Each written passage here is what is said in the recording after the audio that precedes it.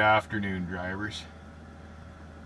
I like to keep up with what's going on in the trucking industry, and one of the things that's constantly changing are the incentive packages that these big carriers are offering the drivers to entice them over to their side to come to work for them.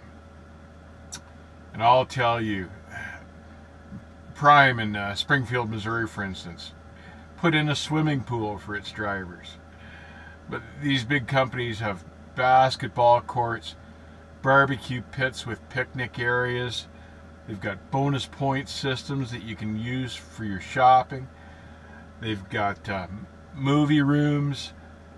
You name it, they've got it. They've got iPhones and tablets for their drivers. They've got human resources rooms. They've got safety rooms. They've got glass ivory towers, and by God, they've even got helicopter pads at some of these places. And you've just got to laugh, because I can hardly believe the money these big carriers spend on attracting drivers over there, and they'll spend money on anything except giving the poor driver a wage raise. So here we've got Prime with a swimming pool, for instance. Now I've known probably a couple thousand guys in my driving career, and I can't say I ever met one that would rather go for a swim than get a raise.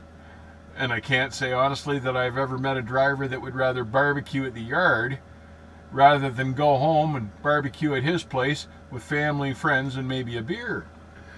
It's just, it's proof positive that corporate America and corporate trucking doesn't really have a grasp on what their frontline workers want and need.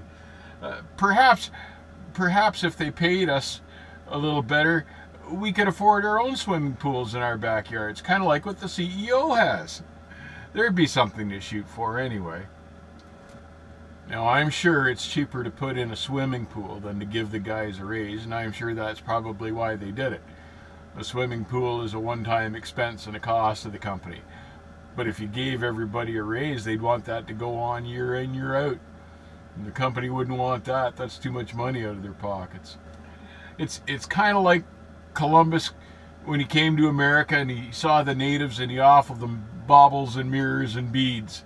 Well, that's kind of like what they're doing to us. They're offering us baubles and beads and trinkets to see if we'll settle for any of that stuff. But in the end, just a raise would be nice.